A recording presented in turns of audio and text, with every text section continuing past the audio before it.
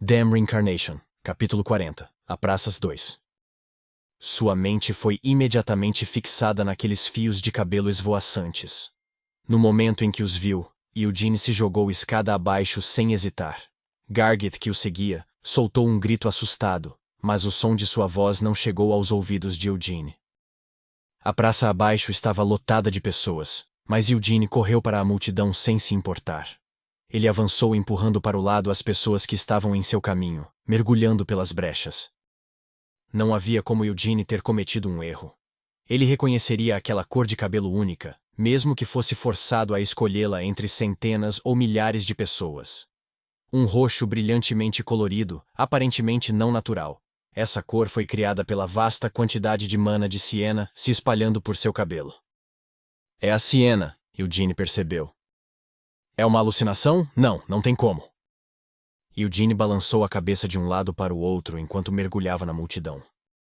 Em um lugar como este, e sob tais circunstâncias, não havia como ele estar enganado. Quando Eugene a viu, ficou parado no local, atordoado, olhando para a frente. Ele tentou falar, mas as palavras lhe faltaram. Essa era Siena andando à distância. Definitivamente era ela. Sua figura não mudou nem um pouco em comparação com 300 anos atrás, embora parecesse que seu cabelo tinha ficado muito mais comprido. Mas isso era de se esperar depois que 300 anos se passaram. Enquanto Eugene agarrava seu peito latejante, se aproximou de Siena. Embora tivesse ficado bem atrás dela, Siena ainda não havia notado a presença de Eugene. Eugene achou que era compreensível, considerando quantas pessoas estavam naquela praça. Mas o que deveria dizer a ela? Embora Eugene tivesse reconhecido Siena, ela provavelmente não seria capaz de dizer quem Eugene realmente era. Sou Hamel, mas reencarnei como descendente de Vermouth. Não, é sério. Estou lhe dizendo, isso não é uma mentira. Eu realmente sou Hamel. Enquanto Eugene imaginava como seria essa conversa, ele estendeu a mão para Siena. Siena, aquela maldita garota, não acreditaria nele tão facilmente. Ela pode até xingá-lo e dizer-lhe para parar com besteira. Ele realmente ficaria agradecido se ela o fizesse. Como isso significaria que, apesar da passagem de 300 anos, sua personalidade não havia mudado muito do que conseguia se lembrar dela. Ainda teria a mesma atitude ruim, e sua boca seria tão suja como sempre. Siena. Eugene chamou seu nome com a voz trêmula.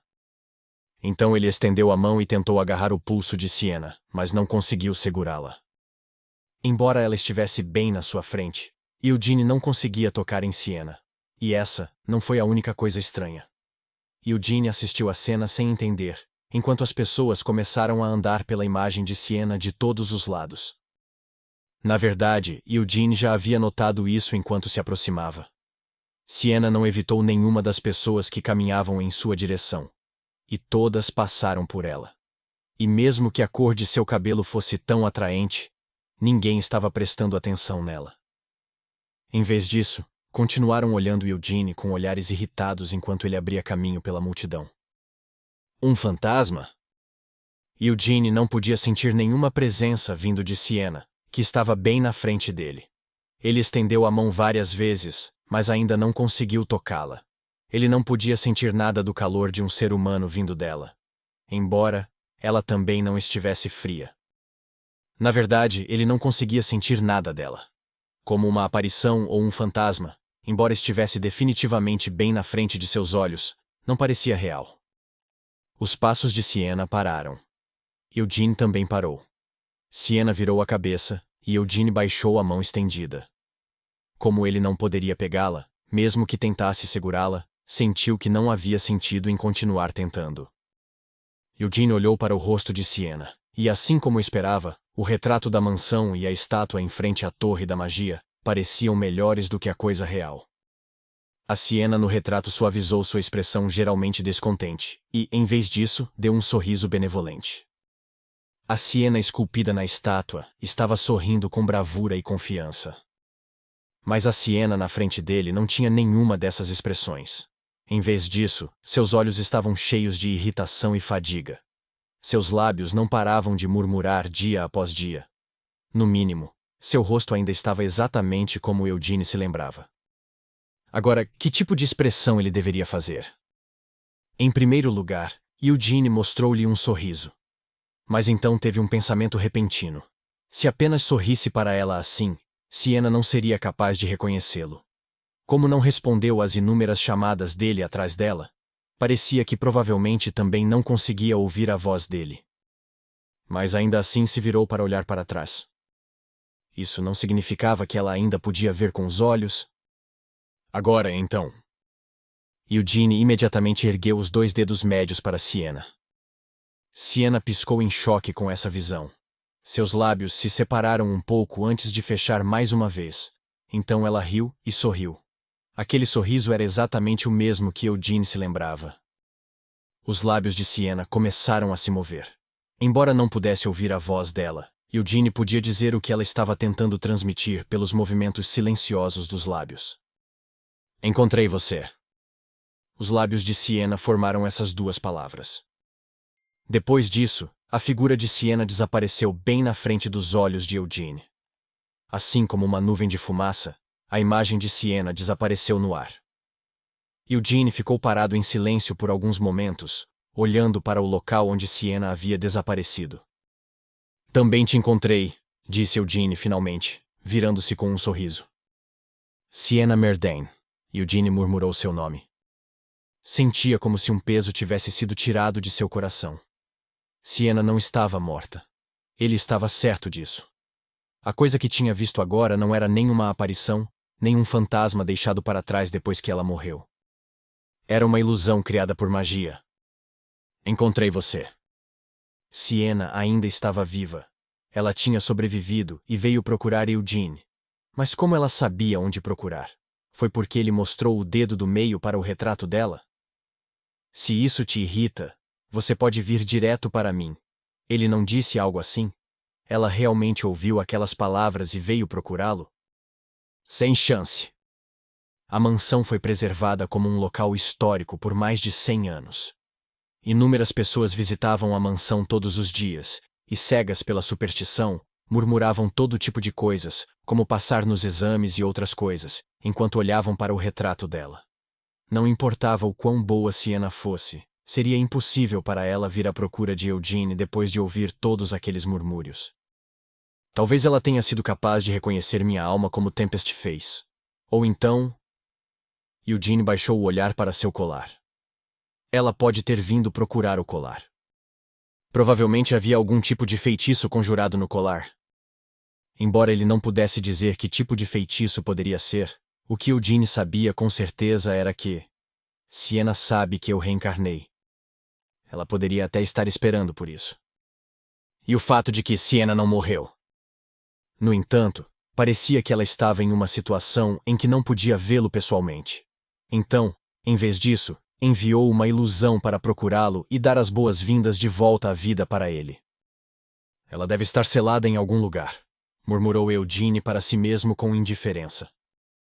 Ela poderia ter feito isso consigo mesma? Mesmo com magia, era impossível durar os 300 anos inteiros sem fazer isso? Ou então foi selada por alguém?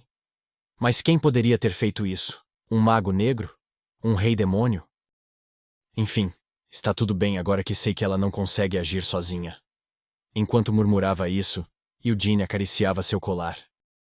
Por você ter vindo me encontrar desta vez, então... O sorriso que Siena lhe mostrou logo antes de desaparecer no ar simplesmente não sairia de sua mente. Uma garota tão irritante poderia realmente sorrir para ele assim? Esta foi a primeira vez que ele descobriu tal fato. Da próxima vez, serei eu quem vai te encontrar. Tudo estava bem, desde que ela não tivesse morrido e ainda estivesse viva em algum lugar.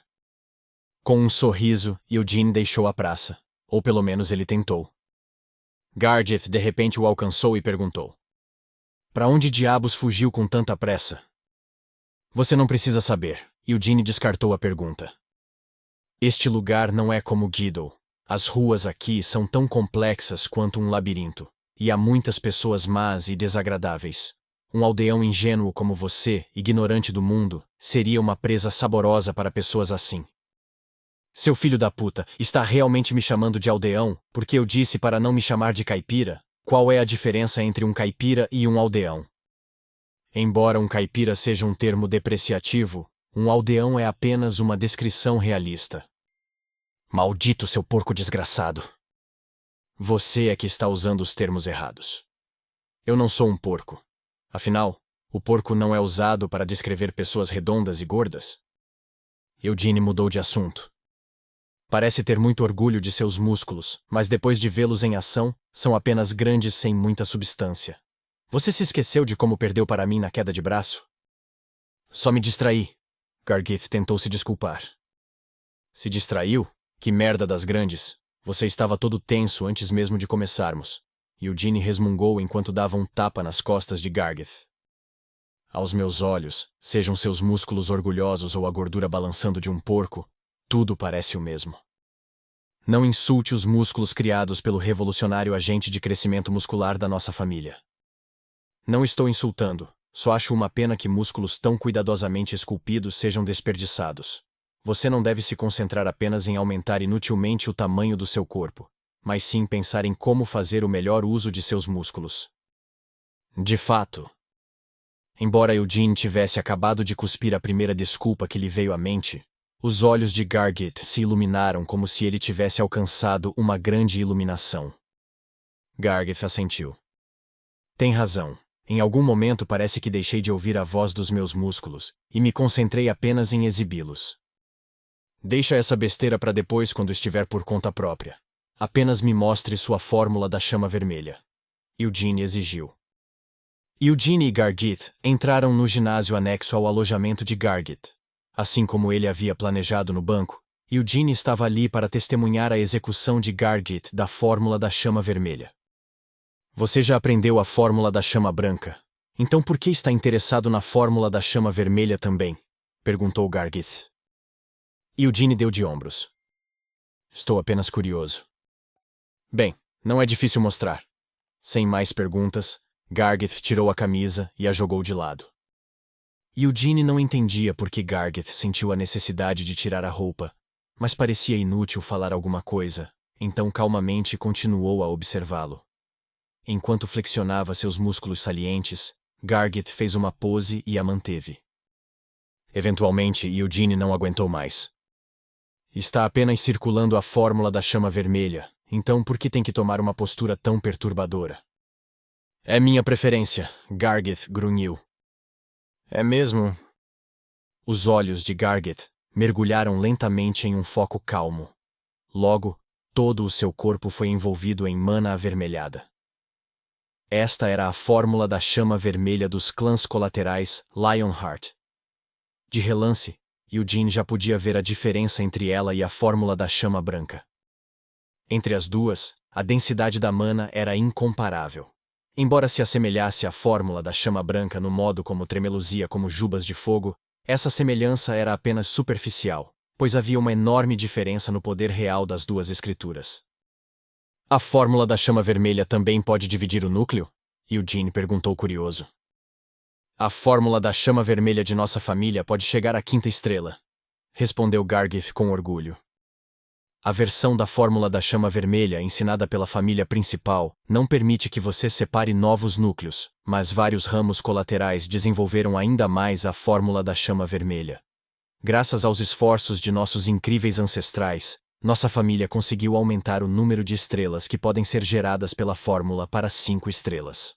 Até onde sei, entre todas as versões da fórmula da chama vermelha, derivadas das linhas colaterais, apenas algumas podem gerar 5 estrelas.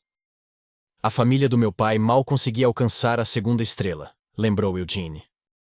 Olhando dessa forma, parecia que a fórmula da chama vermelha nunca seria capaz de superar a fórmula da chama branca. Enquanto acariciava o queixo, Eugene ficou perdido em pensamentos por alguns momentos. Quando ele saiu de sua reflexão, perguntou a Gargith. Quantas estrelas você tem? Estou na 2ª estrela, disse Gargith.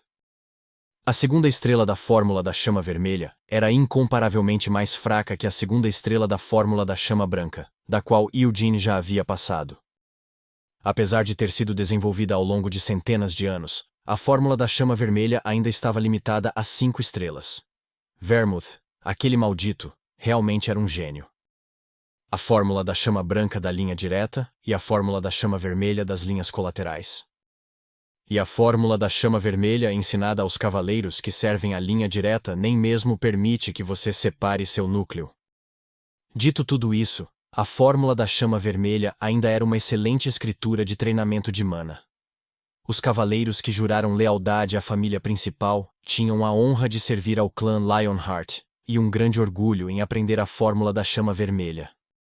Não importa o quanto eu pense sobre isso, simplesmente não consigo entender o porquê.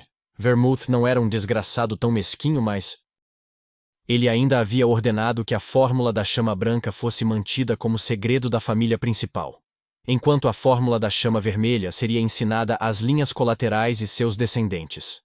No entanto, a família principal não foi autorizada a usar sua força para ajudar a desenvolvê-la ainda mais. Então, o desenvolvimento da fórmula da chama vermelha foi deixado apenas para as linhas colaterais e seus descendentes. Dessa forma, a lacuna entre as linhas direta e colateral poderia ser reduzida, mas nunca extinta. Já vi o suficiente, declarou Eugene por fim. Embora ele ainda não conseguisse entender as ações de Vermouth, Eugene não estava muito empenhado em descobrir isso. Por enquanto, o que estava claro era que a fórmula da chama branca era superior à fórmula da chama vermelha.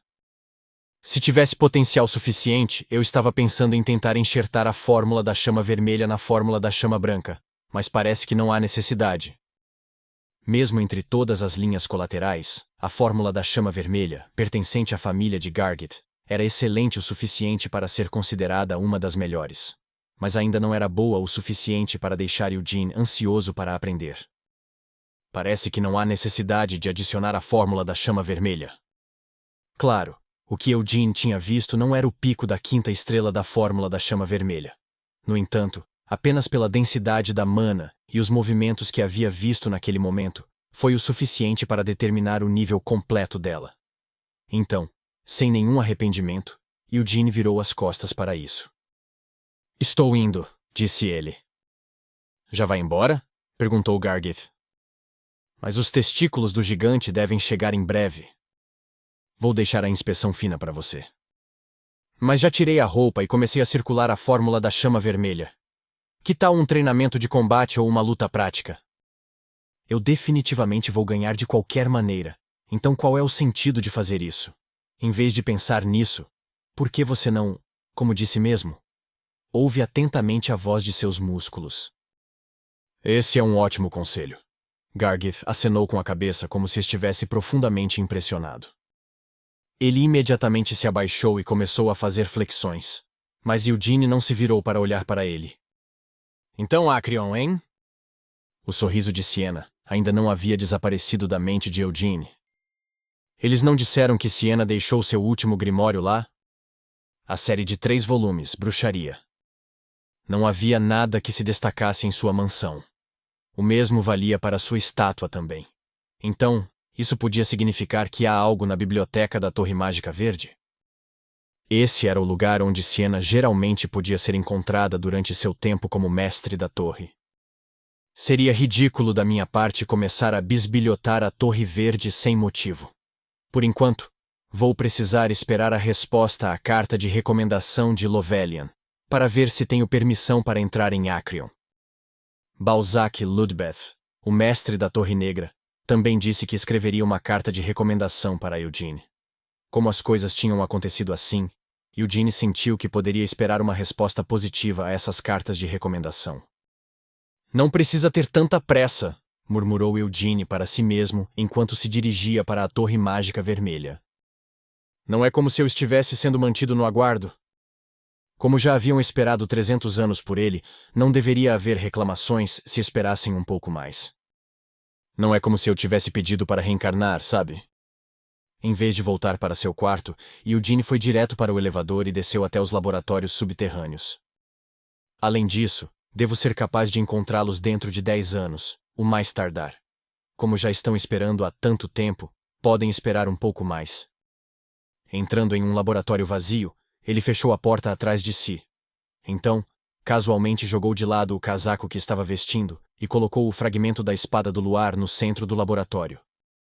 Vamos começar examinando-a passo a passo. Enquanto murmurava isso, Eugene olhou para o fragmento da espada do luar.